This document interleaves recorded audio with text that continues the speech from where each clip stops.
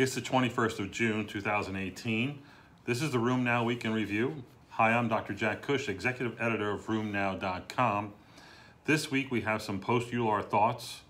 We have a $30,000 price tag on a pet rock, and I have a solid answer to the age-old question, Doctor, could this all be due to stress? But first I want to say something to the kids in the room or in the car. Kids, Josh, Diane, Bianca, whatever your name is, you gotta calm down. You gotta be quiet. Mom needs to listen to this podcast. I know you'll have to listen to me, Dr. Jack Cush, every week, but this is kind of important to Mom and Dad. So get out your iPads, get out your Rubik's Cube, ask your mom what that is, and just calm down for about 12, 15 minutes and let them do this. They're gonna do it every Saturday morning anyway. Now back to the podcast. As you know, we just got back from EULAR. It was a very interesting meeting. It was in a great town of Amsterdam. I would say a few things. Number one, if you didn't go and want to know something about the meeting, the easy way would be to go to podcasts at RheumNow.com. We have ones from day 1 and 2, 3 and 4.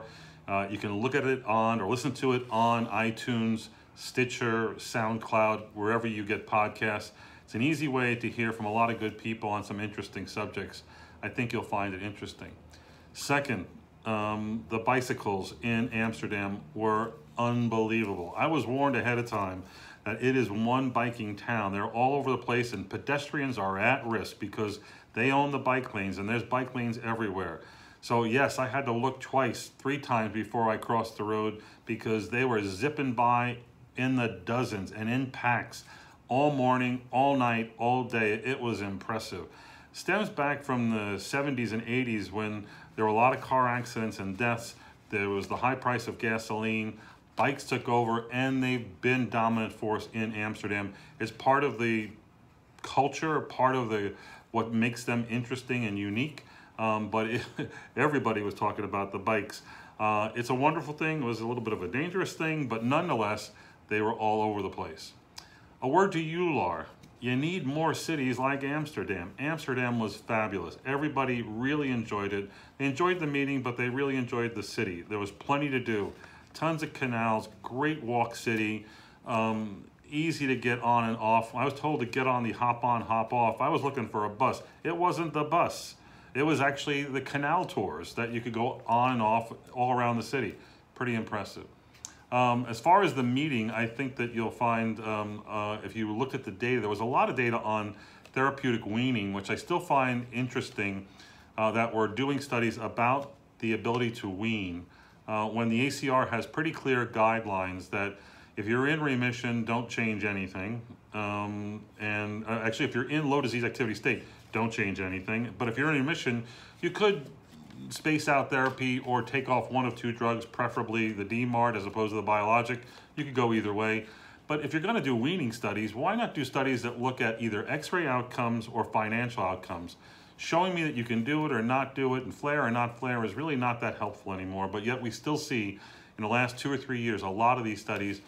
I don't know that they're adding to our fund of knowledge on this. So this week's report, a meta-analysis on how to treat osteoarthritis. You know, you and I struggle in treating osteoarthritis, especially the inflammatory type, and there's a lot of disappointing data, a lot of disappointing experience on how to treat osteoarthritis and inflammatory osteoarthritis. This specific meta-analysis looked at the use of DMARD therapy or biologic therapy in people with osteoarthritis and showed, guess what? No, across the board, no better than placebo. So still, it's analgesics, it's lifestyle, it's contraptions, inflammatory osteoarthritis, my favorite regimen, tape up fingers that are bothering you, low dose prednisone 2.5, 2 milligrams a day, along with acetaminophen 650, taking up to 3 grams, 4 grams a day even. Those people do very, very well, better than anything else. If you got another idea, do a study and prove it.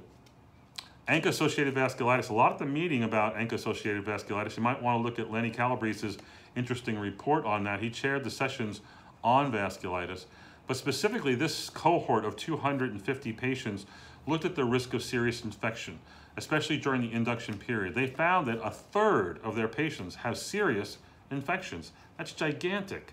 That's not surprising though, given that most patients at the induction phase get high-dose steroids, and they're also on immunosuppressives like azathioprine, mycophenolate, maybe even Cytoxan, etc.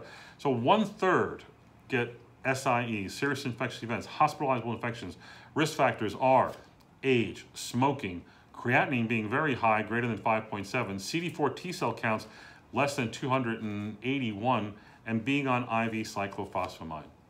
An interesting study looked at a cohort of JIA patients, 113 patients, and specifically looked at the ability to find occult IBD using a camera study. I thought it was interesting, and they did find a very small percentage, but it was 7 out of 100, about 6%, who did have occult, asymptomatic, but clear-cut IBD that was confirmed on colonoscopy. I like this sort of technology. It could be used in your spondylitis patients. It could be used in patients who are having bowel problems, maybe related to IL-17 inhibition. But it's a nice tool that should be considered more. An interesting study comes from Singh in Cleveland, who looked at a very large claims data set on gout patients, elderly gout patients, who were followed over a long period of time and showed, not surprisingly, they're at higher risk for myocardial infarction. Their rate was 2-fold higher than patients in the claims data set who did not have gout. And again, this is something that we need to be cognizant of. Gout needs to be treated aggressively. This is another one of those parameters where, I think inflammation contributes to the risk of cardiovascular disease. Also, the hyperuricemia and its contributions or its co-associations with the metabolic syndrome also adds to this risk, both of which strongly call for an aggressive treat-to-target strategy in gout. Speaking of pet rocks, if I told you that the price of a pet rock, which cost you $1.280 back in the 70s, look it up if you're born after the 70s, now costs $30,000, you'd be shocked, outraged, whatever. Well, guess what? One of the most expensive drugs on the market right now is penicillamine, specifically the trade drug cupramine. The price on it is $31,000 a year, or almost $300 a pill. Its indication, the rare disease, Wilson's disease. It's a 50-year-old plus drug. It's got tons of side effects. Again, I think Congress needs to step up and do something about outrageous drug pricing. This is one such example. There's an interesting report that just appeared in the OB literature about the use of nonsteroidals and the risk of miscarriage. We certainly know nonsteroidals can't be used in the late stages of pregnancy because of what it'll do to the ductus arteriosus. We also know that many patients with arthritis, this is one of the most common drugs that will be maintained during the period in which the patient's trying to conceive, and throughout many of the first few months, if not the entire pregnancy, up until week 32. But the question is whether or not prostaglandins and their inhibition may have something to do with what happens at implantation. This specific study looked at a very large cohort of women, over 1,000, who were followed. Many of them had exposure to drugs, and they divided the patients into 3 different groups: those exposed to nonsteroidals, those who are exposed to acetaminophen, those who had exposure to neither. And specifically, they showed that being on a nonsteroidal gave you a 59% increased risk of miscarriage compared to those not exposed, and compared to those on acetaminophen, a 46 or 45% increased risk. The risk was greatest for early miscarriages, meaning less than 8 weeks of gestational age, and there was a 4-fold increased risk. The other people who were at risk here were women who had very low BMIs, seemed to be also more at risk. So again, it sort of speaks to some of the advice you might need to give your patients who are making planful decisions about trying to get pregnant. Nonsteroidals may not be your mainstay drug in such a population. What about stress? You know, a number of years ago, I made up forms that you could use to screen patients with. And one such form you can find on RheumNow. It's a screening form. I used to have on there, for both new patients and follow-up patients, I used to have on there a question: what is your stress level? And you know what? I took it off because everybody wrote high. Didn't matter whether you were a kindergarten teacher, whether you were someone who was retired and in a hammock all day long, whether you proofread for the news, it didn't matter. Everybody perceives themselves as being under incredible stress.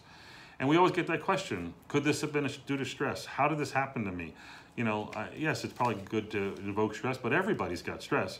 Well, this very interesting study looked at 100,000 plus patients who have true stress-related disorders like PTSD. And then compared them, these are diagnosed individuals, and followed them for like 10 years, and compared them to people who did not have any exposure to stress, almost 1 million people, and compared them to about 100,000 siblings of those who were stressed, who themselves didn't claim to be stressed. The interesting data was that over 10 years, the risk of an autoimmune disease in someone with a stress disorder like PTSD was 9.1 per 1,000 patient years, but in the other two groups, sibling group and the non-stress group, it was only 6 per 1,000 patient years. So there's a 2.5 to 3-fold increased risk of autoimmune disease when you're exposed to stress. Who's at higher risk? The younger patients and those that are on SSRI for PTSD. Now, is this real, or is this fishing for a p-value?